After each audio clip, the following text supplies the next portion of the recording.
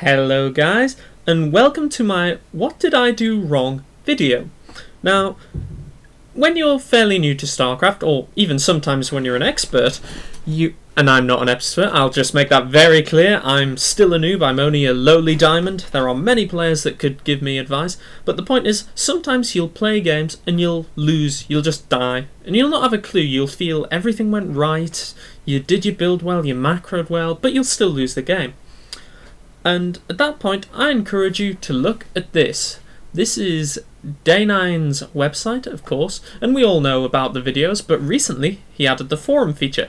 Now, I know there's already Team Liquid forums that you can hang out on, and they're all really cool. However, let's just have a look at the ifs. Because I want to tell you the story of a player called Sniper, or Schnaper. I haven't worked it out yet, the pronunciation's a bit off. So, anyway, we go to the Starcraft 2 strategy thread. We go to, there's a help me thread there, I'll have a look at that in a minute, but Protoss coaching thread, I'm a Protoss player. Now this was started by a player called Lemonade, and he was a master level Protoss offering just to help out beginners, which is really cool, so good thanks to him. And if I just scroll down, here's my essay. We got Sniper here, or I'm going to say Schnaper, I think it's Schnaper. And here he says, I lose nearly every late game to Zerg, but I don't know why. I have uploaded a recent match where I thought that I made everything right, but I still lost. Sad face. I also appreciate any other advice to optimize my general play. And he put a link to the replay there, and you too can download that if you wish. So, I composed this massive response, but the whole point was he didn't know what to do. He thought he'd played well, so he just posted and asked someone else. That's brilliant. Eventually, later on after you've got some experience, you can usually figure out why you lost a game for yourself, but early on, asking questions is so great. It's one of the best things about the Starcraft community. Everyone's really friendly and they'll help you out. I mean, everyone, if you're watching this video and you've got a problem in PV, whatever, just come on here and ask, and I'll help you if I can, or Lemonade will help you, or someone else will help you. There's loads of people. So here, I respond to Sniper and he comes back, thank you very much, a huge thanks, and it seems I helped him out. Now I'll quickly show you his game, what actually happened. This is the replay, you can watch it if you wish. I'm not going to look at all of it because it's not all relevant. But let's just very quickly analyse this game. Now the first thing we want to do is bring up the income and also the production tab, so we just want to switch between them. I think I'll stay on the production tab for the moment. And what we're going to focus on, which is often a big issue in the lower leagues, is early game macro. And if you're not sure if you're macroing well, just click on your Nexus if you are Protoss, or other buildings, depending on which race you choose. And just make sure you're continually building a probe. I mean, sometimes, yes, in a Forge Fast Expand build, you will stop probe production as you expand and build a pylon there. But we need to make sure that generally the probes are constantly being built. And in this case, that's true. And then we'll just pause at a random point. I've gone past the 5-minute mark, so we'll pause at 10 minutes. Very good. Still, production's not bad.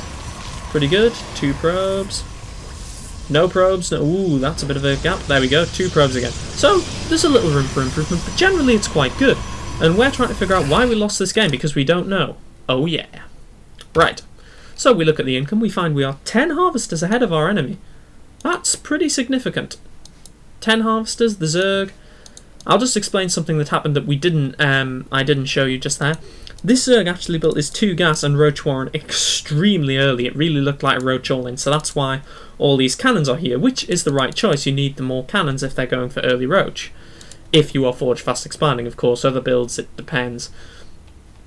But the key element in this game was, it's actually already started. We have 2 immortals, and we do not know what our opponent is doing. If we quickly go to Schnaper's vision, we've got very little vision. We haven't even seen their 3rd base yet, though of course we should assume it is there. So, I recommended to Schnaper, he needs to make a change. He needs to build an observer after the first immortal. That's all. Now this is a key thing. Often people will give advice saying, oh, you need to do this, this, and this, and then a new player will go away, try and do all those things, and just get completely lost because it's too much. You need to make one change at a time and see the result of how it changes the way you play. So, in this case, Schnaper needed some scouting, and the easiest way to do that for him would be to build an observer after his first immortal. And the reason is because we really need to see these two spires. I concluded that this was what killed him. You may disagree, and you may actually be right, but we'll see. We'll just keep going ahead. ×8 speed. Zoom, zoom, zoom, zoom. And if we take a quick look at the unit tab, we'll see the immortals. 3 immortals. Now this is important. 4 immortals. We still don't know they're going roaches. And of course they aren't actually going roaches, but this is Schnaper's build.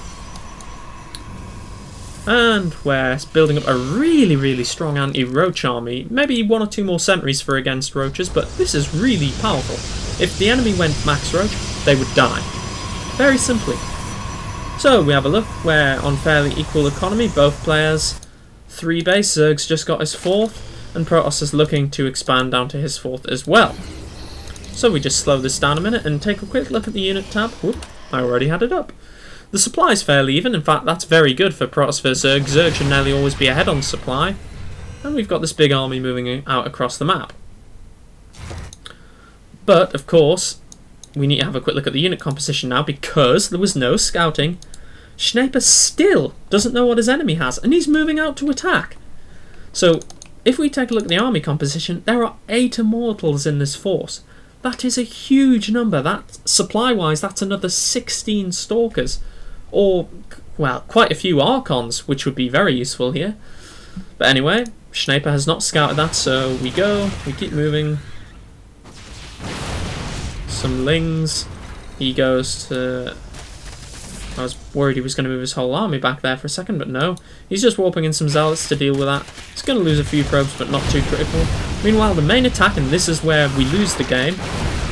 A lot of Lings are about to get in, so quite a few got past the force fields, losing a lot of Stalkers, and then the Mutalisks come in, and yes, this happens. Now, a quick micro point, we should have had some Guardian Shields here, but even if that was so, we could not have beaten that. That's 24 Mutalisks against less than 24 Stalkers. Really, you need more Stalkers than Mutalisks, because Mutalisks splash attack. And the Mutalisks have got pretty good upgrades. Now, if we look again, our 8 immortals, what did we say before? This could have been 16 more Stalkers. We possibly could have beaten this army with that many Stalkers, but we had no idea our opponent was going meters, and as a result we lose all our Stalker force, and then there's nothing to save the immortals from the Lings, and they all get taken down. Now, yes, we destroyed the Zerg natural, but at the cost of our entire army. I mean, if we look at the units lost tab, we've lost way more. So, all we needed was an observer, a scout, and then we could have built accordingly Blink Stalker into Templar, and that would cover you against Ling Mutalisk. Real easy. So, the one adjustment I said in that big essay after explaining the reasoning was, you lost this game essentially at 9 minutes because you didn't scout. And as a result of not scouting, you just assumed roaches and built lots of immortals, and in this case that didn't work. I imagine it would work quite well if your opponent had gotten roaches, but they didn't. And obviously you have to account for the possibility that not every Zerg you ever face may go roaches. Now, I'm not accusing Schnaper of playing badly here, it's just he's a silver player, he hasn't played that many games. It's perfectly fine. This is how you just make little changes and see how it affects your gameplay. So in this case, I recommended the Observer, and he responded that he thinks that's a really good idea. He says it's probably going to help him out because he'll know, and then he can get used to reacting to what the Zerg does, which, in turn, will make him a better player.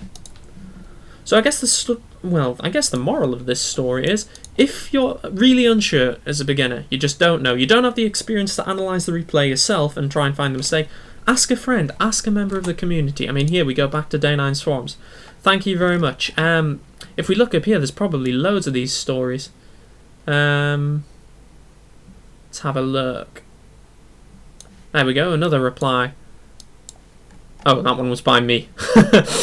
Oh dear.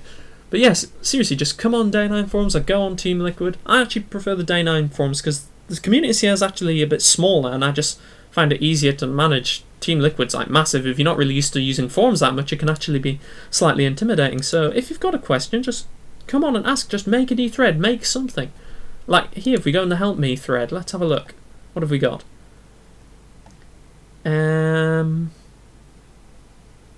What have we got all this? Not sure what that is. I think that's just people saying, yeah, we've got the same problems. There, thanks for the advice. It's been really helpful. Oh, this is me again. I've spent too much time on these forums. Another member of the Day 9 Starcraft 2 community from the Diamond League also joined me tonight. Yeah, if you're on the European server, just give me a shout and I'll come and give you a hand if you want. Just ask people. That's the best thing about Starcraft 2. The community's amazing.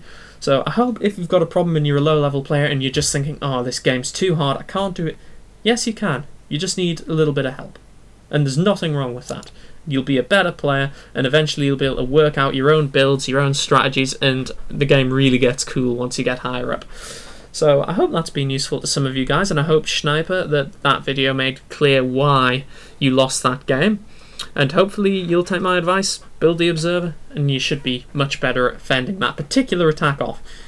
So if anyone's got any questions, either comment below in this video, or come on the forums and ask, and we will help you. Peace out, guys. Sound like a hippie now, don't I?